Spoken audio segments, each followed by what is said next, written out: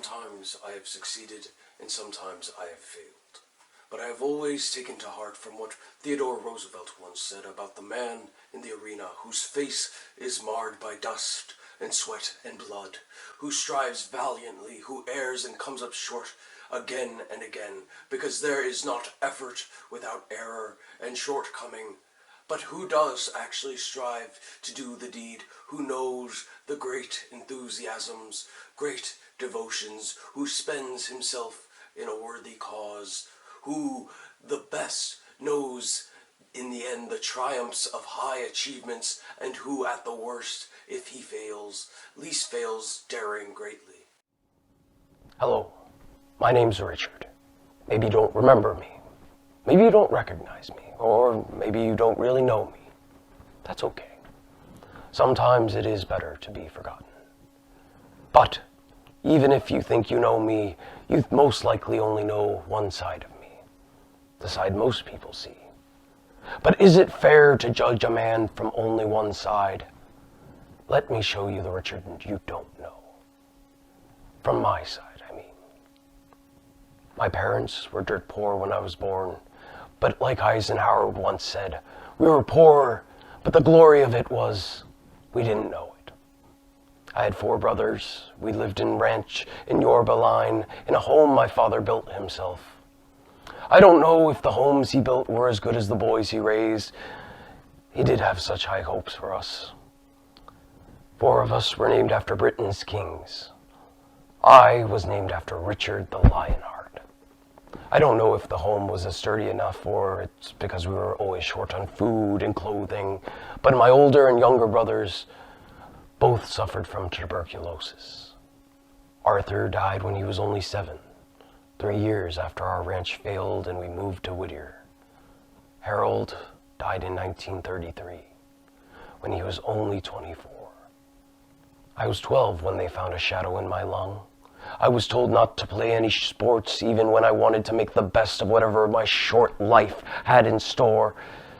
Eventually, a doctor said the shadow is just a scar from pneumonia.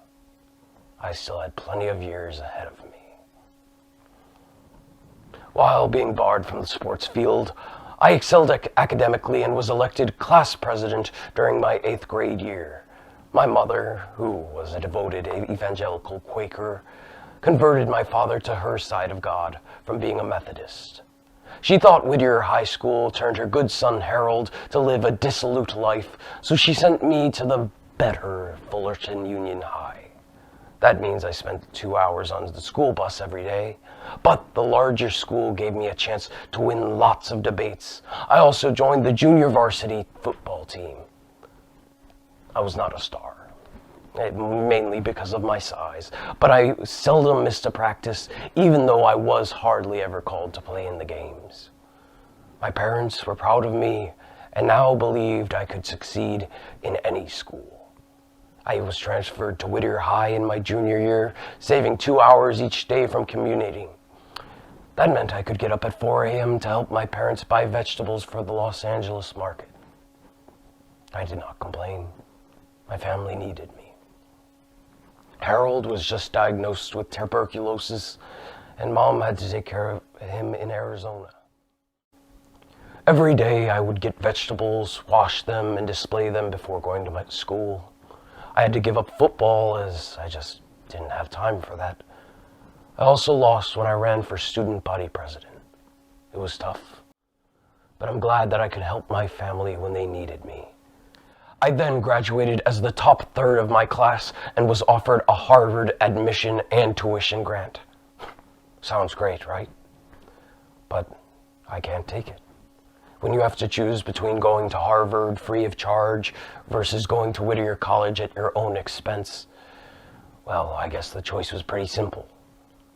I chose going to my local college so I could help my dad run the grocery store when my mom tried to save my dying brother. I made the best of my college years in Whittier. I joined the basketball team despite my height of 5'11".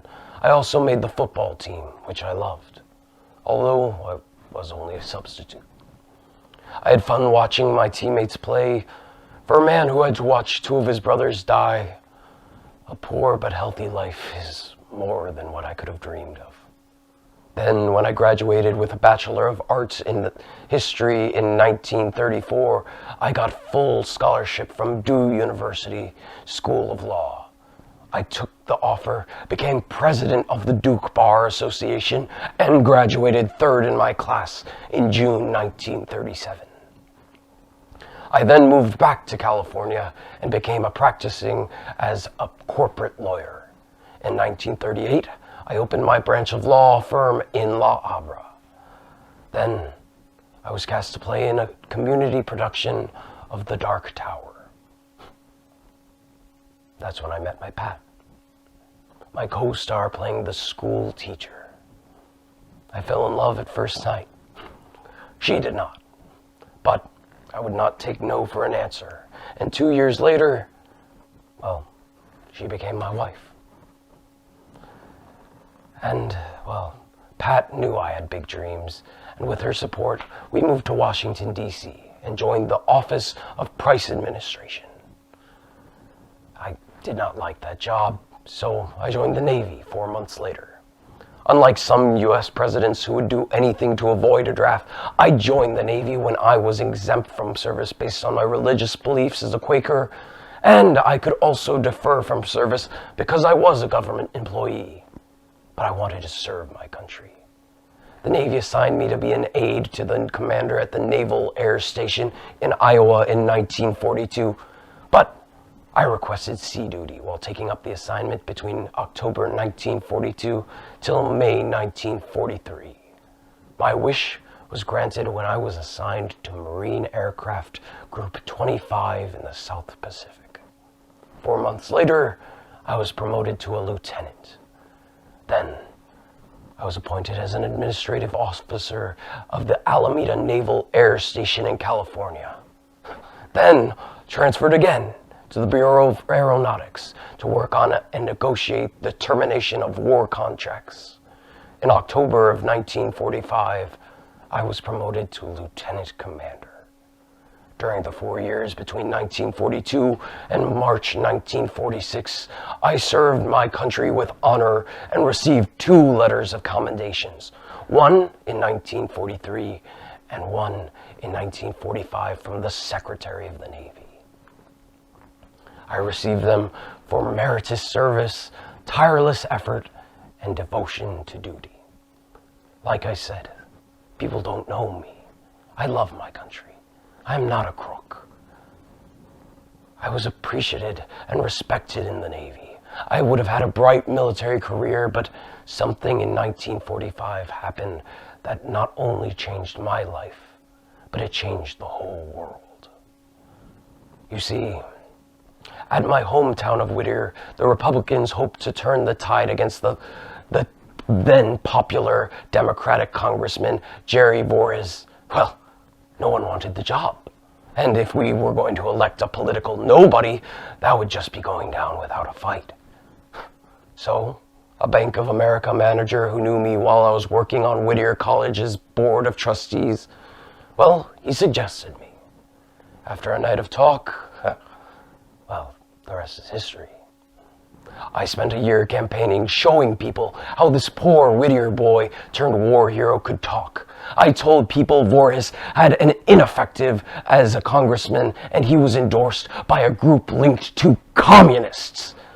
At the end, I got 65,686 votes, defeated the once unbeatable Voorhis by more than 15,000 votes. I then started my busy political career by joining the Education and Labor Committee. I traveled to Europe so I could give first-hand account on how our foreign aids were being used. I was not only the youngest member of the committee, but also, well, I was the only one from the West. I was critical in planning Congress's Marshall Plan, which rebuilt Europe. And by 1948, this rookie congressman was making waves in Capitol Hill. I co-sponsored the Nixon bill requiring all of the Communist Party to register. The bill passed the House by 319 to 58, but it failed to pass the Senate. Well, It was still impressive, right? Well, wait until you hear my part in the Alger Hiss spy case. I pressed for an investigation on Hiss to either prove his innocence or put him away. Hiss filed defamation against me. My star witness, Whitaker Chambers, a former State Department official, showed solid evidence that put Hiss in jail. Chambers gave House investigators papers and microfilms he hid in the field nicknamed Pumpkin Fields. Well, it was a clever name, wasn't it? Isn't this better than any spy movie you could have ever thought up? Well, it was so out of the world exciting, some people said Chambers was the real spy. Oh, but in the end, Hiss was convicted of perjury in 1950, and I rode on the news and won another term. Now, I showed people what I could do. I was soon wanted for bigger things. When I announced my Senate run, I was the underdog, but I defeated Douglas with a 20% margin. Doing so, I did earn the name Tricky Dick. People who hated me said I played dirty when I put an equation between my opponent's library voting record and the word commie, but it also became an act to follow for future politicians. Well, what do you want to be? A clean loser or a smart winner? I'm not a dirty. I may have played trick or treat with my voters, and they are the ones who gave me my sweet victories. Although I was again a rookie in the Senate. I was not shy in showing my political beliefs or my diplomatic talents. I did not like President Harry Truman's handling of the Korean War. Believe me, I could have done so much better than him. He supported statehood for Alaska and Hawaii. I voted in favor of civil rights for minorities. I even supported federal disaster relief for India and Yugoslavia. He voted against price controls and other monetary restrictions, benefits for illegal immigrants. Whether you're conservative or liberal, can you deny the fact that I am a man of vision? In 6 years, I jumped from a Navy officer to becoming a freshman in Congress. Then a U.S. Senator. My career was for sure on the rise, but how high could I go? I was only 39 when President Eisenhower picked me to be his running mate. If I could win California, if I could bring in all of California's votes to the president, well, I'm tough on communism. He liked that. And I could be his weapon against anyone blocking his way. Since everyone knew, I did not get my name Tricky Dick for nothing. But soon I met my first major political crisis. I was about to be taken off the ticket when a political fund was found. It was not illegal, but ugly enough to ruin our chances to win. And everyone thought for sure that would be the end of my political career. But I showed them. I fought back. I went on national TV and I told them my side of the story. I told them the fund was not secret. And I never gave my donors any special favors, no matter any amount that they gave me. I am a man with nothing. Nothing other than a modest income as your servant. I had nothing. I gave up my law practice so I could enlist in the Navy. I love my country. Do you think I would destroy something that I worked so hard to build just for a few measly bucks? Yes, if you go to my house today, it's true, you will see a gift from the so-called donor, but that is a gift that I will not be returning. You see, it's a little Cocker Spaniel from Texas. My little girl, Trisha, named her Checkers. My Checkers speech got over 60 million views, and they saw me as one of them.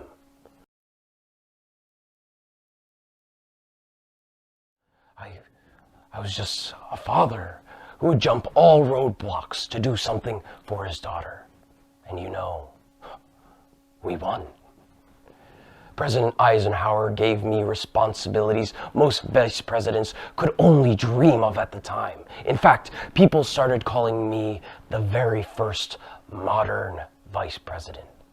If you ask me, there's nothing modern about it. It's just old-fashioned trust between us. I thought I had everything at the time.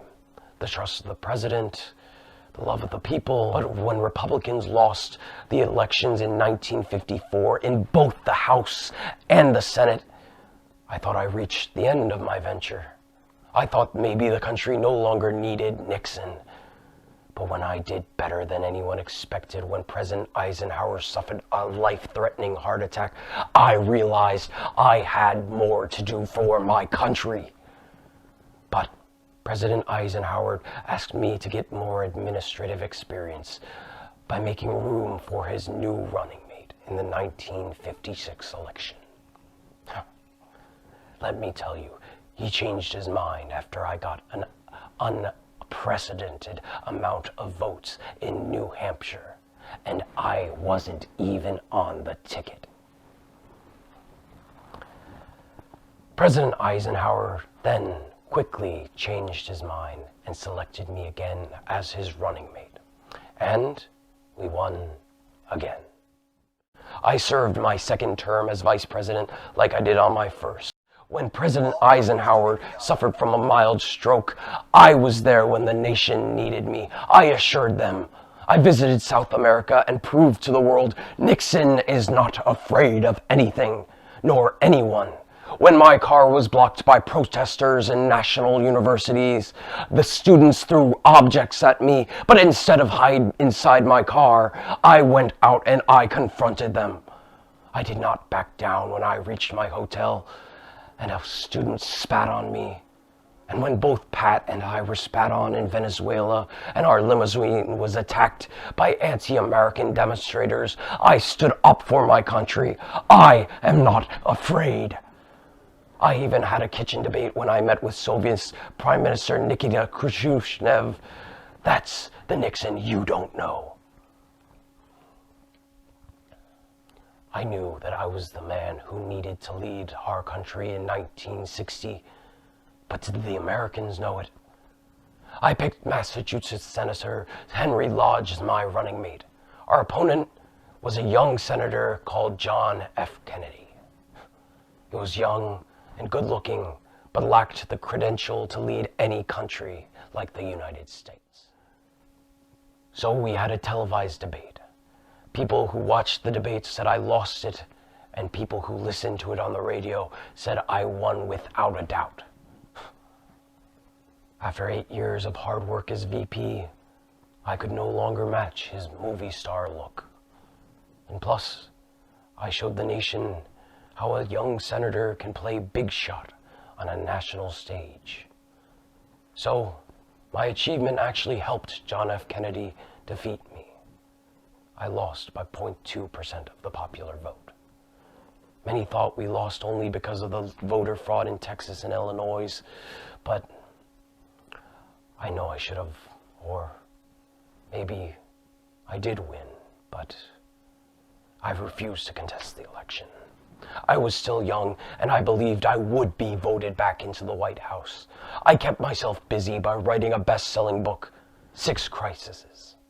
And when it was time for the next election, I jumped to the challenge, Pat Brown for the California governor race. But you see, my success became my weakness. Everyone knew that my goal wasn't for California governor. It was to be the next president of the United States. And, well, Californians, they don't like to be used. So, I lost by more than 5%.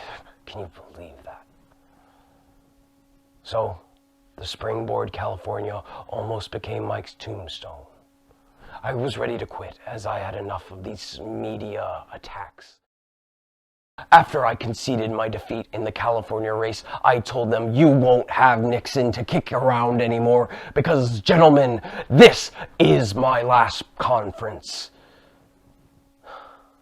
That must have been viewed as a green light to attack me, as ABC's Howard Smith invited Alger Hiss, the spy, to show and attack me.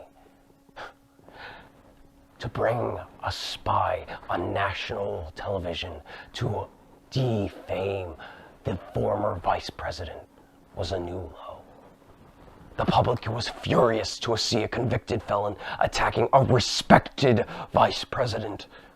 Howard soon got booted from the news and comment show, and I now get far more likes than dislikes from the public. You know, I have to admit, I do not accept defeat very well, especially after riding the wave of triumph for so many years. I started my law practice again and supported my friend Senator Goldwater to run in 1964. I was even the one to introduce him in the convention. I campaigned for him even though we knew that we had no chance of winning. And in 1968, I told Pat it was time to run again. I started my campaign and picked up Maryland Governor Spiro Agnew as my running mate. I knew we would win, as Agnew was loved in the northern by the moderates, and I represented America's working class and the people in the West. Even people of the South hated the Democrats over their handling of the Vietnam War. I promised voters peace with honor, and I assured them that the new leadership would end the war and bring peace to the Pacific. My slogan, Nixon is the one. In a desperate attempt to turn the anti-Vietnam tide, President Johnson's negotiators worked tirelessly on a truce prior to the election. But when I learned about that Dem Humphreys October surprise, I talked to my good friend Anna Chenelot, and I don't need to tell you about Vietnam. Although people use terrible names for ruining the surprise party. One thing I can tell you, America needed Nixon, and I am not going to let people ruin my country. So I won by 0.7% of the popular vote. I said in my inaugural address, the greatest honor history can bestow is the title of peacemaker. At a time when our country was torn apart by the Vietnam War, I told my nation, in these difficult years, America has suffered from a fever of words, from inflated rhetoric that promises far more than it can deliver, to angry rhetoric that just fans discontent into hatreds. From bombastic rhetoric that postures instead of persuading. We cannot learn from one another until we stop shouting at one another, until we can speak and actually hear each other. Well, I don't know what you think of me, but as a president, I think I do have quite a bit to brag about. I ended the Vietnam War. When I took office, 300 Americans were dying every week in the Vietnam War. I realized we could never win Vietnam, so I arranged to have South Vietnam forces take over American posts. I approved a secret B-52 bombing to help bring an end to the war. In May 1969, I proposed to withdraw all our troops from Vietnam and also urged the northern Vietnamese to withdraw as well. To cut off northern Vietnam's support from the Soviets and China, I met in 1972 with Soviet leader Leonid Brezhnev, and then again visited the Soviet in 1974. I visited China in 1972, and I authorized a 1970 Cambodian military campaign with the intention of curbing the war. I tried, really, I did. I did everything I could to end this war without losing more American lives. But in the end, I lost. People often hate me because I have power and I don't mind using my power. But if I did it for my country, is it a crime? People said I broke the law in Watergate. Sure, cast your stone. But who has never broken any law? Do you stop at every stop sign? Do you drive under the speed limit? If people work under me and broke the law when they broke into some office, am I guilty by some association? If I did not want to reveal everything I know to protect my country, to protect the president of the strongest country in the entire world, is that a crime? I do not need to explain everything I did. I just want to tell you that I did it because I love my country. I am not perfect, but I am Richard.